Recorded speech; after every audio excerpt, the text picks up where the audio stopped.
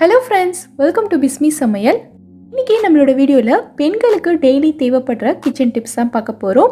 இந்த டிப்ஸ் எல்லாத்தையும் நீங்க தெரிஞ்சு வச்சுக்கிட்டீங்கன்னா நம்மளோட டெய்லி வேலைகள் எந்த சிரமமும் இல்லாம ரொம்ப ஈஸியா முடிஞ்சிரும். என்னென்ன டிப்ஸ்ங்கறத நம்ம இப்ப பார்க்கலாம்.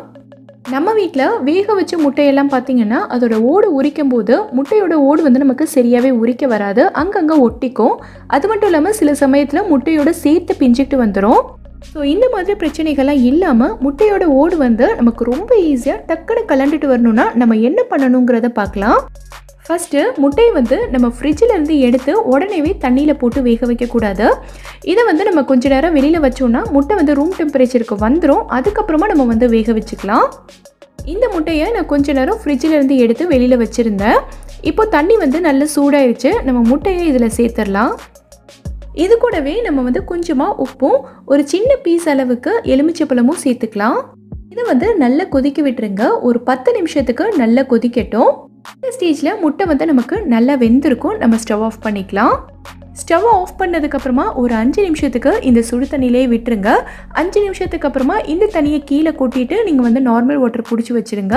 அதுக்கப்புறமா முட்டை ஆறுனதுக்கப்புறம் நீங்கள் உரித்து பார்த்தீங்கன்னா முட்டையோட தோல் வந்து ரொம்ப ஈஸியாக உரிக்க வரும். முட்டை ஓடு வந்து நல்லா முட்டையிலே ஒட்டிக்கும் பார்த்தீங்களா? நமக்கு அந்த மாதிரி பிரச்சனைகள்லாம் இனி இருக்காது. முட்டை ஓடு வந்து நல்ல லூஸாக இருக்கும். நம்ம ரொம்ப ஈஸியாக உரிச்சிடலாம். இந்த மெத்தடில் நீங்கள் ட்ரை பண்ணி பாருங்கள். ரொம்ப யூஸ்ஃபுல்லாக இருக்கும். இப்போது அடுத்த டிப் என்னங்கிறத பார்க்கலாம்.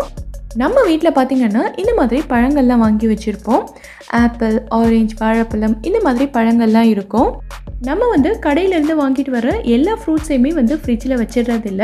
பாதியை ஃப்ரிட்ஜில் வச்சாலும் மீதி பழங்கள் பார்த்திங்கன்னா இந்த மாதிரி வெளியில் தான் இருக்கும்.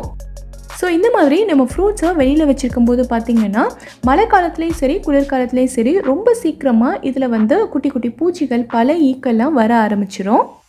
ஸோ இந்த மாதிரி குட்டி குட்டி பூச்சிகள் பல ஈக்கெல்லாம் வராமல் இருக்கிறதுக்கு நம்ம என்ன பண்ணணுங்கிறத பார்க்கலாம். இந்த மாதிரி ஒரு பாதி லெமன் எடுத்துக்கோங்க. இதில் ஒரு 4-5 கிராம்பை ஃபுல்லாக குத்தி வச்சுருங்க.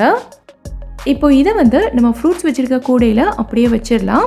இதில் இருக்க கிராம்போட ஸ்மெல்லுக்கு பார்த்திங்கன்னா குட்டி குட்டி பூச்சி ஈ எல்லாம் வரவே வராது. இதை வந்து நீங்கள் இப்படியே கிச்சனில் வச்சுருந்தாலும் சரி தான், இல்லை டைனிங் ஏரியாவில் வச்சுருந்தாலும் சரி தான். இதில் வந்து இனி ஈ பூச்சி எல்லாம் வரவே வராது. ட்ரை பண்ணி பாருங்கள். நம்ம வீட்டில் பார்த்திங்கன்னா இந்த மாதிரி குழம்பு சாதம் இதெல்லாம் மீதமாயிடுச்சுன்னா இதை வந்து நம்ம வேஸ்ட் பண்ணாமல் அப்படியே எடுத்து ஃப்ரிட்ஜில் வைப்போம். ஸோ நெக்ஸ்ட் டே வந்து இதை ஃப்ரிட்ஜிலேருந்து வெளியில் எடுத்துகிட்டு நம்ம வந்து சூடு பண்ணுவோம். இந்த குட்டி பவுலை நம்ம அப்படியே ஸ்டவ்வில் வச்சு சூடு பண்ண முடியாது. இது வந்து நமக்கு டக்குன்னு அடி பிடிச்சிரும். ஸோ இதை வந்து நம்ம வேற ஒரு பாத்திரத்துக்கு மாற்றிட்டு தான் நம்ம வந்து சூடு பண்ணுவோம். ஸோ இதை சூடு பண்ணுறதுக்காகவே நம்ம இன்னொரு பாத்திரமும் கழுவுற மாதிரி இருக்கும். ஸோ இந்த மாதிரி பிரச்சனைகள்லாம் இல்லாமல் இதையும் நம்ம வேறு ஒரு பாத்திரத்துக்கு மாற்றாமல் இதை அப்படியே வச்சு எப்படி சூடு பண்ணுறதுன்னு பார்க்கலாம். இந்த பாத்திரத்தில் நான் வந்து தண்ணி வச்சுருக்கேன். இப்போ பார்த்திங்கன்னா தண்ணி ஓரளவுக்கு சூடாயிருச்சு. ஸோ நம்ம வந்து இந்த பவுலை அப்படியே உள்ளே வச்சிடலாம். உள்ளே வச்சுட்டு ஒரு மூடி போட்டு நல்லா மூடிடுங்க. ஒரு 3-4 நிமிஷத்துலேயே பார்த்திங்கன்னா குழம்பு வந்து நல்லா சூடாயிரும். இது வந்து குழம்புக்கு மட்டும் இல்லை, பழைய சாதம் இருந்தாலும் இல்லை பொரியல் இருந்தாலும் நீங்கள் இதே மெத்தடில் சூடு பண்ணிக்கலாம். ட்ரை பண்ணி பாருங்கள். இப்போல்லாம் நம்மளோட வீடுகளில் பெரும்பாலும் எல்லாருமே இந்த மாதிரி இரும்பு தோசைகள் வந்து யூஸ் பண்ணுறதுக்கு ஆரம்பிச்சிட்டோம். தோசை சுடுறதா இருந்தாலும் சரி, சப்பாத்தி சுடுறதா இருந்தாலும் சரி, ரெண்டுமே இந்த ஒரே தோசைக்கல்ல தான் நம்ம வந்து செய்கிறோம். அந்த மாதிரி நம்ம ஒரு தடவை சப்பாத்தி சுட்டுட்டு மறுபடியும் இதில் வந்து தோசை ஊற்றும் போது தோசை வந்து நமக்கு சரியாக வராது. தோசை வந்து ஒன்று பிஞ்சு பிஞ்சு வரும். அப்படி இல்லைன்னா இந்த சப்பாத்தி கல்லையே ஒட்டிக்கும், எடுக்கவே வராது. ஸோ அந்த மாதிரி டைமில் நம்ம என்ன பண்ணணும்னா இந்த தோசைக்கல்லை கரெக்டான மெத்தடில் க்ளீன் பண்ணிவிட்டு மறுபடியும் நம்ம வந்து தோசை ஊற்றணுன்னா தோசை வந்து நம்ம ஹோட்டலில் சாப்பிட்ற மாதிரி நல்ல மெல்லிசாக முருகலாக வரும். எப்படிங்கிறத பார்க்கலாம். இந்த தோசைக்கல்லை நம்ம வந்து கொஞ்சமாக உப்பு தூவி விட்டுக்கலாம். இந்த ஸ்டேஜில் நீங்கள் வந்து ஸ்டவ் ஆன் பண்ணக்கூடாது. அடுப்பு ஆஃப் பண்ணியே தான் இருக்கணும். கூடவே நான் வந்து கொஞ்சமாக வினிகரும் சேர்த்துக்கிறேன். இப்போ நம்ம வந்து ஸ்டவ் ஆன் பண்ணிக்கலாம். ஸ்டவ் ஆன் பண்ணிவிட்டு அடுப்பை நல்லா குறைச்சி லோ ஃப்ளேமில் வச்சுருங்க. இப்போ இது கூடவே நான் வந்து கொஞ்சமாக தண்ணியும் சேர்த்துக்கிறேன். இந்த மாதிரி ஒரு பாதி அளவுக்கு லெமன் எடுத்து இந்த தோசைகள் ஃபுல்லாக நல்லா தேய்ச்சி விட்டுருங்க. நீங்கள் தேய்க்கும் போதே தெரியும் சைடில் ஒட்டி இருக்கிற எண்ணெய் பிசுக்கெல்லாம் ஒரு மாதிரி கருப்பாக கலண்டு வரும். தோசைகள் ஓரளவுக்கு சூடாயிடுச்சுன்னா நீங்கள் வந்து ஸ்டவ் ஆஃப் பண்ணிக்கலாம். ஸ்டவ் ஆஃப் பண்ணிவிட்டு இந்த மாதிரி நல்லா தேய்ச்சி விட்டுட்டே இருங்க. இப்போ பார்த்திங்கன்னா நான் இந்த அளவுக்கு நல்லா தேய்ச்சிட்டேன். இதை வந்து கழுவிட்டு வந்துடுறேன்.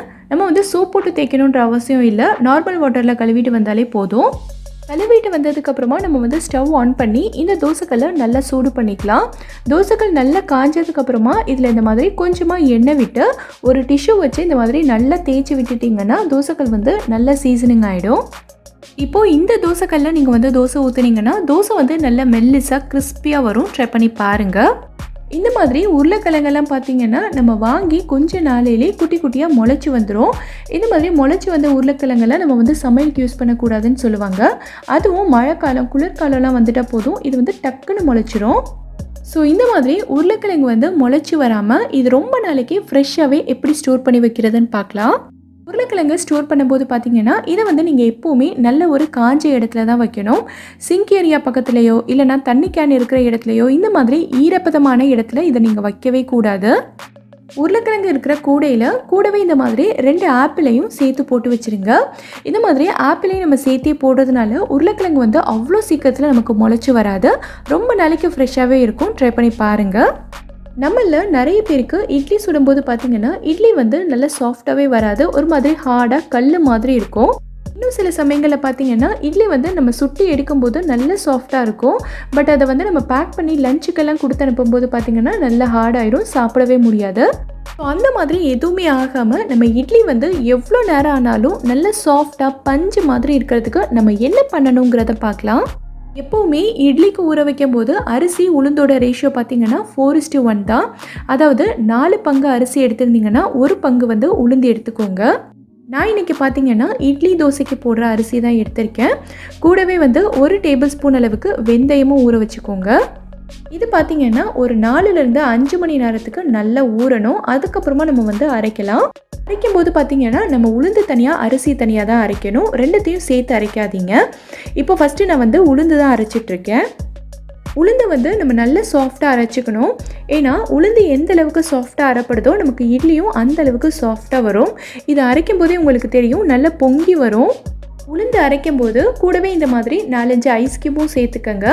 ஐஸ் க்யூப் இல்லை ஐஸ் வாட்டர் எது வேணாலும் நீங்கள் வந்து சேர்த்துக்கலாம். இப்போ பார்த்தீங்கன்னா உளுந்து நமக்கு இந்த அளவுக்கு நல்ல சாஃப்டாக அரைஞ்சிருக்கு. இதை வந்து நம்ம வேறொரு பாத்திரத்துக்கு ட்ரான்ஸ்ஃபர் பண்ணிக்கலாம். இப்போ வந்து நான் அரிசி போட்டிருக்கேன். இந்த அரிசியை வந்து நம்ம உளுந்து அளவுக்கு சாஃப்டாக அரைச்சிடக்கூடாது. அரிசி வந்து எப்போவுமே கொஞ்சம் கொரன்னு தான் அரைக்கணும். அதுக்காக ரொம்ப கொரன்னு அரைச்சிடக்கூடாது. நான் எடுத்து காட்டுறேன் பாருங்கள், பார்த்தாலே உங்களுக்கு தெரியும்னு நினைக்கிறேன். இந்த அளவுக்கு லைட்டாக கொரன்னு இருக்கணும். இது வந்து நமக்கு கரெக்டான கன்சிஸ்டன்சி. நம்ம இதை எடுத்துடலாம். இப்போ பார்த்திங்கன்னா நான் இந்த மாவில் உப்பெல்லாம் போட்டு நல்லா கலந்து வச்சுட்டேன். இது வந்து ஒரு 7லேருந்து 8 மணி நேரத்துக்கு நல்லா புளிக்கணும். உங்கள் ஊரில் வெயில் வந்து கொஞ்சம் அதிகமாக இருந்ததுன்னா 5லேருந்து 6 மணி நேரத்துக்கு புளிக்க விட்டிங்கனாலே போதும்.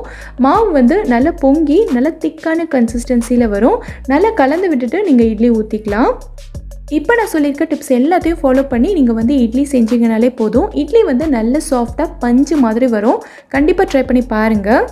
நம்ம வீட்டில் குழம்பு பொரியல்லாம் செய்யும்போது பார்த்திங்கன்னா கடாய் வந்து நல்லா காய்கிறதுக்கு முன்னாடியே ஈரத்தோடையே நம்ம வந்து எண்ணெய் ஊற்றிட்டாலோ அப்படி இல்லைனா இந்த எண்ணெயில் ஏதாவது தண்ணி தெரிச்சிட்டாலோ எண்ணெய் வந்து நமக்கு நல்ல சடன்னு தெறிக்க ஆரம்பிச்சிடும். இந்த எண்ணெய் தெரித்து நம்ம க்ளீன் பண்ணி வச்சுருக்க அடுப்பு மேடை எல்லாமே ஃபுல்லாக ஸ்பாயில் பண்ணிடும். இது எல்லாத்தையும் நம்ம மறுபடியும் க்ளீன் பண்ணுற மாதிரி இருக்கும். ஸோ இந்த மாதிரி ஆகாமல் இருக்கிறதுக்கு நீங்கள் வந்து இந்த எண்ணெயில் கொஞ்சமாக கோதுமை மாவு கலந்துருங்க. கோதுமை மாவோ இல்லை மைதா மாவோ எது வேணாலும் நீங்கள் வந்து சேர்த்துக்கலாம். இந்த மாதிரி மாவை கலந்ததுக்கப்புறமா எண்ணெய் தெரிக்கிறது வந்து டக்குன்னு ஸ்டாப் ஆகிடும். இதுக்கப்புறமா நீங்கள் வந்து எப்பவும் போல் கடுகு சீரகமெல்லாம் சேர்த்து சமைச்சிக்கலாம். இந்த டிப் உங்களுக்கு ரொம்பவே யூஸ்ஃபுல்லாக இருக்கும். ட்ரை பண்ணி பாருங்கள்.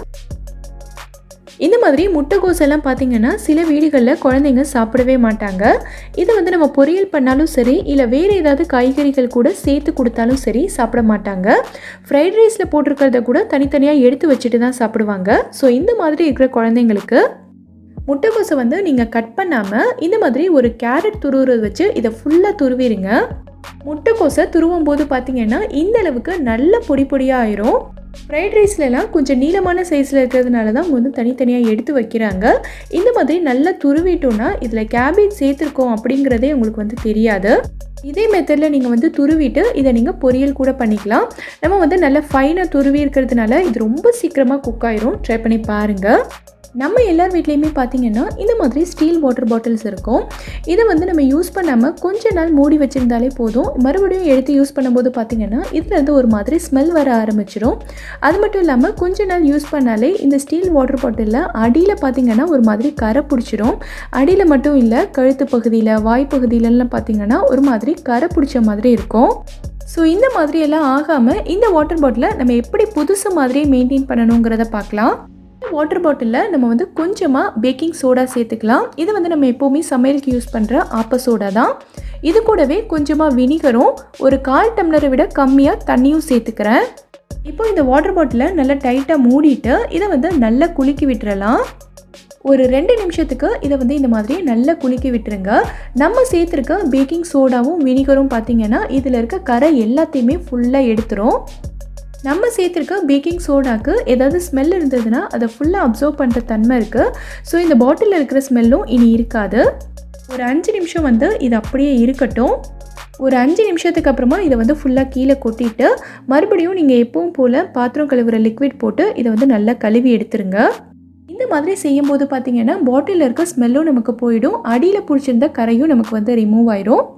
இந்த வீடியோவில் நான் சொல்லியிருக்க டிப்ஸ் எல்லாமே உங்களுக்கு ரொம்பவே யூஸ்ஃபுல்லாக இருக்கும்னு நினைக்கிறேன். இந்த டிப் உங்களுக்கு ரொம்ப யூஸ்ஃபுல்லாக இருந்ததுங்கிறத கீழே இருக்க கமெண்ட்டில் எனக்கு சொல்லுங்கள். இந்த வீடியோ பிடிச்சிருந்தா லைக் பண்ணுங்கள். உங்கள் ஃப்ரெண்ட்ஸ், உங்கள் ஃபேமிலி மெம்பர்ஸ் கூட இந்த வீடியோவை ஷேர் பண்ணுங்கள். மறக்காமல் நம்ம பிஸ்மி சமையலுக்கு சப்ஸ்கிரைப் பண்ணிவிட்டு பக்கத்தில் இருக்கக்கூடிய பெல் ஐக்கானையும் கிளிக் பண்ணி அதில் ஆல்ங்கிற ஆப்ஷனையும் செலக்ட் பண்ணுங்கள். தேங்க்யூ.